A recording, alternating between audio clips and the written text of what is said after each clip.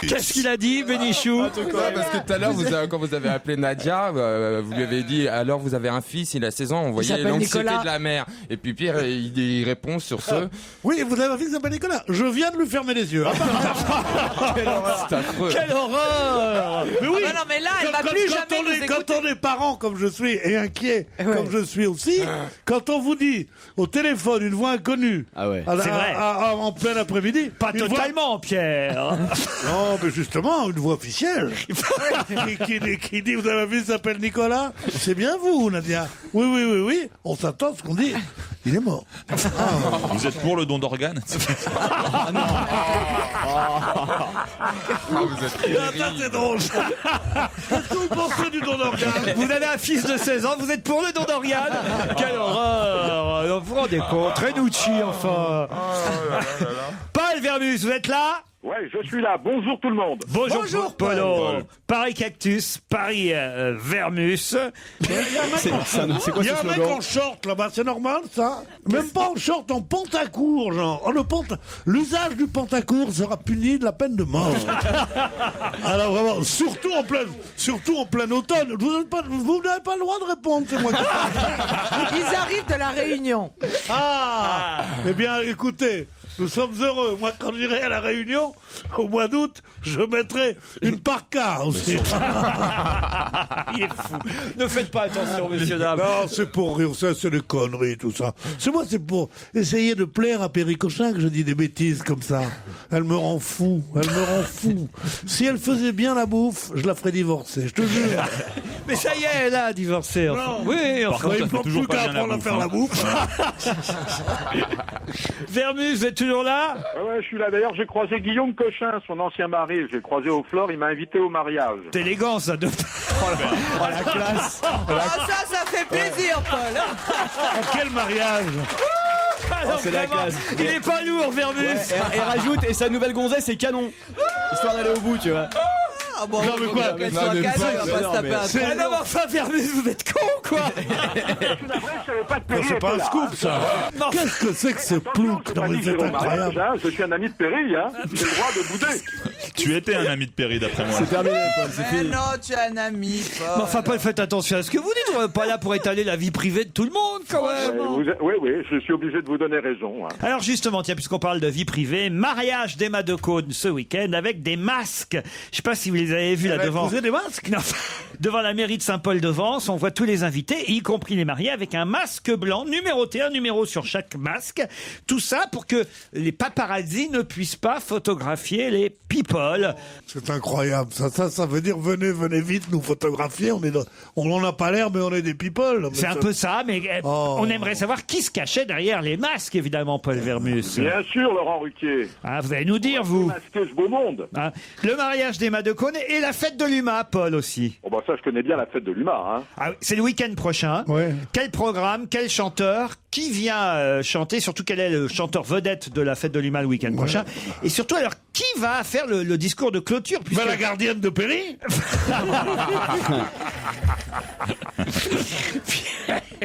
Paul, il y a aussi du basket et un match que les Français ont perdu, le premier match qu'ils ont perdu pendant l'Euro en Lituanie.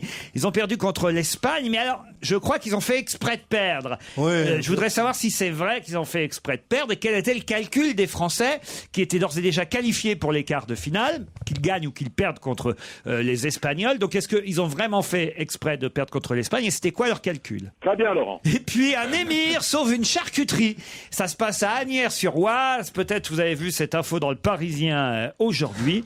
C'est le cheikh Khalifa bin Zayed Al Nahyan, émir d'Abu Dhabi et président des Émirats Arabes Unis, qui a sauvé cette charcuterie de la fermeture à Asnières-sur-Oise. Mais non. Mais oui, ça paraît, voilà. C'est dingo cette histoire. Mais oui, c'est Mais assez... pour quelle raison? Mais parce que, en fait, il se trouve qu'il est propriétaire du château de Bayon, qui est à Asnières-sur-Oise, un château du XVIIIe siècle, qui est pas loin en plus de l'hippodrome de Chantilly et que c'est un grand propriétaire de chevaux. Et je sais pas comment ça s'est fait, mais justement, Paul va enquêter, il va nous raconter comment ça s'est fait que finalement, c'est l'émir qui a décidé de sauver la charcuterie, ce qui paraît évidemment un peu contraire à sa religion. C'est ça, l'émir qui sauve la charcuterie, c'est extraordinaire. Paul, vous allez nous dire, hein? Bien sûr que je vais vous le dire. Ça, c'est bien sûr. Je connais bien Chantilly, je connais bien cette région.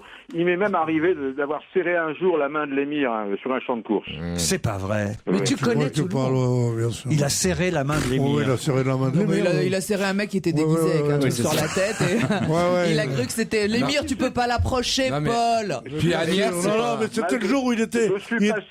Il était en tête à tête avec Yvonne de Gaulle au bar, là. Il s'était la 3e bouteille de champ. Il dit, tu connais l'émir, Poupoule? Et voilà, il a donné. Non, mais ça va pas.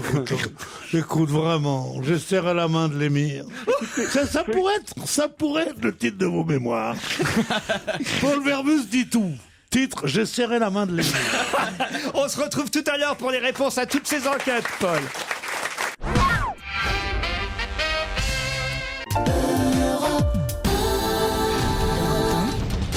2 heures chrono pour mener l'enquête. C'est le challenge Cactus. Le challenge quoi? Le challenge Cactus. L'émir qui sauve la charcuterie. On commence par ça, Paul, parce que c'est quand même assez étonnant cette info. Ouais. Alors bon, c'est le cheikh Khalifa Ben Zayed Al Nahyan, 63 ans. Bon, il faut savoir que c'est l'homme le plus riche du Golfe Persique, hein.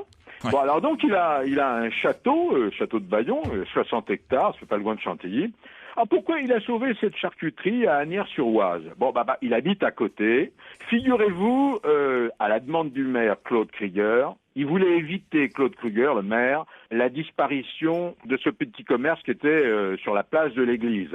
C'est un petit village qui a moins de 2000 habitants. Il reste un coiffeur, il reste une maison de la presse et un petit resto italien. Il fallait à tout prix sauver ce commerce. Alors les anciens propriétaires de cette épicerie-charcuterie, monsieur et madame Mustapha Ramoun, ils ont fini par se décourager, par baisser les bras et ils ont voulu vendre leur boutique. À ce moment-là, le maire a exercé un droit de préemption. Mais il fallait 25 000 € pour remettre la boutique en état et la garder. Donc, après de longues hésitations, on peut dire que le fondé de pouvoir de l'émir, je vous donne son nom, hein, Ali Babourou. Oh. Ali, oui. Alors, le commerce a été remis aux normes. Alors, il faut savoir que la nouvelle propriétaire, qui a cette charcuterie, la nouvelle charcutière, elle s'appelle Françoise Letellier. Ouais. Elle a baptisé son magasin Fanfan. Alors, je vous signale qu'on trouve de la rillette, de l'andouillette, du petit salé, du gras double et du pied de porc. Comme dans une charcuterie, Paul. Comme dans une charcuterie, voilà. Mais pour lui rendre hommage, elle devrait faire une andouillette. Ils font saucisson aussi là-bas ou pas? Oui. Mais il n'a pas imposé que ce soit halal. Absolument pas. Mais ils lui ont peut-être même pas dit. Il y a du saucisson halal. Non, bien sûr. C'est une charcuterie artisanale. Hein. Ce que je voulais vous dire, c'est qu'il y aura une plaque au nom de l'émir au-dessus de l'épicerie charcuterie pour le remercier. S'il y a du porc... Oui, il y a du porc. Avec quoi vous voulez faire de l'andouillette? Avec quoi de l'andouillette? Avec du bœuf, peut-être? Non, justement. Et du petit salé, vous voulez le faire avec quoi? Avec du veau? Dis-moi, maintenant que t'as fait rire tout le monde, une seconde. Attends. Mais puisqu'il y a du porc, est-ce que ce n'est pas contraire avec avec les convictions? Avec la charia, vous voulez dire? Avec les règles de l'islam? Non, parce qu'il y a deux peuples qui ne mangent pas de porc, ce sont les Arabes et les Juifs. Oui, alors, mais ils le mangent pas. Tu me dirais, un Juif pour sauver un commerce, peut-être que j'aurais cru.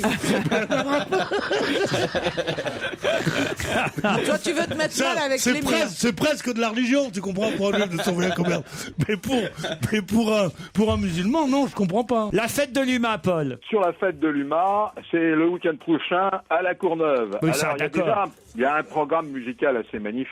Oui. Qui il y a Yvan Le Bolloc et son groupe Ma guitare s'appelle Revient. Ouais. Vous avez le retour, le comeback de Dick Hannegarn. Ouais. La compagnie... C'est tous les ans, le retour de Dick Hannegarn. Oui, c'est un moment qu'il annonce. D'accord, ok. La compagnie Pietragala. Ouais. On a Christophe Alévèque qui sera à la Gara pour un one-man show. Ouais. Gaëtan Roussel, Bernard Lavillier... Alors, les grandes vedettes, c'est Yannick Noah. Ah oui? Ah oui, après 9 ans. Jeanne Baise, 40 ans après son premier concert. Et Nolwenn Leroy. Son concert, pas cancer. Écoutez, arrêtez de me couper la parole pour des petits détails qui n'en valent pas trop la peine. Yannick Noah, John Baez et Nolwenn Leroy. Je crois que c'est pas mal, après son 40 ans. Et puis il y a une chanteuse Avril Lavigne, une chanteuse canadienne. Hein. Oui, on la connaît. Bah oui, elle est super. très connue. Voilà. Elle remplace un artiste au pied levé qui était malade. Voilà. Qui Bruno Jum Mars. 41, vous connaissez? Pardon? Jum, le chanteur de Jum 41. Alors maintenant, on va parler politique. Hein. Oui. Alors déjà, une première nouvelle. Hein. Bon, soyez sans crainte, je ne voudrais pas que vous fassiez des soucis pour rien. Mélenchon et André Chassaigne, le communiste qui était candidat contre Mélenchon à l'élection présidentielle, sont parfaitement réconciliés. D'accord? On s'inquiétait. Ouais, Oui. vous faites pas de bulles. Martine Aubry, Benoît Hamon, Montebourg seront bien à la fête de l'UMA. Ouais. D'accord? Arlette Laguillet et Nathalie Arthaud aussi. En revanche, Besancenot et Poutou n'ont pas encore confirmé. Besancenot et Poutou? Oui, ils n'ont pas confirmé le nouveau parti capitaliste. Hein. François Hollande n'a toujours pas annoncé sa présence. Hein. Alors je vous signale qu'il y aura une photo très large avec Pierre Laurent au milieu et tous ces politiques de la gauche à l'extrême gauche. Alors, sont à l'index, bien sûr, le Front National, qu'on ne verra pas sur place, et la droite populaire. Non, mais alors là, Paul, si vous m'appelez pour me dire que le Front National n'est pas invité à la fête de l'UMA... Oui, attendez, il y aura des débats contradictoires. Il est quand même énorme. Ouais. Non seulement il te renvoie, mais en plus il t'arrête. C'est vraiment de l'info. Hein. Vous vous souvenez, Le premier jour. Tu sais que dans la charcuterie, tu trouveras pas de poisson, hein? Je vous signale qu'il y a un député UMP des Yvelines, Étienne Pinte, qui débattra du logement avec des parlementaires et des élus. Oui, vous n'allez pas me donner le détail du programme, Paul. J'ai ce qu'il faut, là. Alors, on vous a demandé simplement Non, mais vous arrêtez de m'engueuler, moi je travaille pour le plaisir, je travaille pas pour me faire engueuler à ça. Là, il a dit. Qui allait faire le discours de clôture. Je vais vous dire, soyez patient un instant. C'est le patron de l'UMA qui est député européen qui s'appelle Patrick Le Yarrick. Il fera le discours de clôture. Ce sera ni Pierre Laurent ni Mélenchon. Eh ben, ça, c'est une réponse. Bravo, Polo. bravo. Ouais. L'Euro de basket, maintenant. Alors, est-ce qu'ils ont fait exprès de perdre contre l'Espagne ou pas, les Français? C'est assez compliqué parce que l'entraîneur, Vincent Collet, lui, refuse l'idée que son équipe ait refusé de jouer à son meilleur niveau. Bon, d'un autre côté, l'Espagne a écrasé la France. C'est vraiment un score 96-69 à Vilnius. C'est pas rien, c'est un camouflet. Hein. Alors, rien n'a été calculé, dit-il, mais avec 2 absents pour raison médicale, Mac Gelabal et Joachim Noah, plus Tony Parker qui était fatigué, l'entraîneur, il dit, c'était très très compliqué de battre les Espagnols. Bon, il dit, on a été KO dans la 3e mi-temps en 5 minutes. Bon, on pouvait pas résister davantage. Dommage que le match n'ait pas été serré. Voilà. Alors on demande aux joueurs français ce qu'ils en pensent. Ouais. Bah, ils disent, ça n'existe pas. On ne joue pas un match pour le perdre. En tous les cas, chez les Bleus, c'est pas comme ça que ça se passe. Bah, vous nous rassurez, ils ont fait le match comme il fallait, puis ils ont perdu. Voilà. Le mariage d'Emma de Cône, là, c'est votre domaine. Enfin, Paul, Ouais.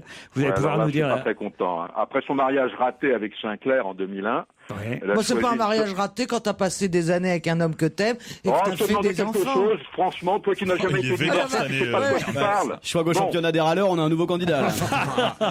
Voilà, elle a choisi un bassiste, une sorte d'enfant terrible de la scène britannique, Jamie Aldred. C'est bien écrit, hein. On dirait la phrase extraite des Inrocks, tu sais, il n'y a pas touché. Ou de Wikipédia, surtout. L'enfant terrible. Du rock anglais. Gorillaz. Elle a 35 ans, lui en a 43. Hein. Bon, il n'y a pas beaucoup de différence. 8, ça fait 8. C'est ça. Alors ils ont choisi Symbole. Symbole, lieu mythique, notamment la Colombe d'Or, où Signoret et Montand s'étaient mariés. Mais je peux vous dire que le mariage de Signoret et Montand, ça avait quand même une autre allure. Hein. Et la petite Emma nous dit, on n'avait pas envie de retrouver nos photos de mariage dans la presse People. C'est un moment qu'on garde pour nous. Alors si c'est un moment qu'on garde pour nous, on n'invite pas 60 personnes à la Colombe le week-end. Hein. Bah, ça c'est bon, enfin, ça va pas. Ils ont le droit d'inviter qui ils veulent. Il a absolument raison. Et Dans tous les cas, tous les invités avaient des masques blancs parfaitement ridicules. Il paraît que Zorro s'est incrusté. Vous savez, Eyes Wide Shut, il y avait la même scène. Alors, je vous signale que les photographes étaient très furieux. Ils ont même sifflé le cortège nuptial. Hein. Bon, alors dans le il y avait qui comme vedette, alors, au point que... Vedettes, parce que ça devait être des on va les grandes compter sur les doigts de la main, les vedettes. Il y avait Mademoiselle Agnès. Ah oui. Ah bah oui, il faut la cacher. Il y avait Jacqueline Morabito. Oh là là, bah oui, il aurait été harcelé par les paparazzis. Alors, Jacqueline Morabito qui a prêté sa maison pour la Nouba nocturne ensuite. Hein. Ouais. Irina, même la petite Irina qui a 9 ans, qui est la fille d'Emma, portait un masque. Alors il y avait Daphné Roulier, bon il y avait Antoine, le papa Antoine de Caunes, il y avait Léa Drucker, il y avait le frère d'Emma qui portait un masque.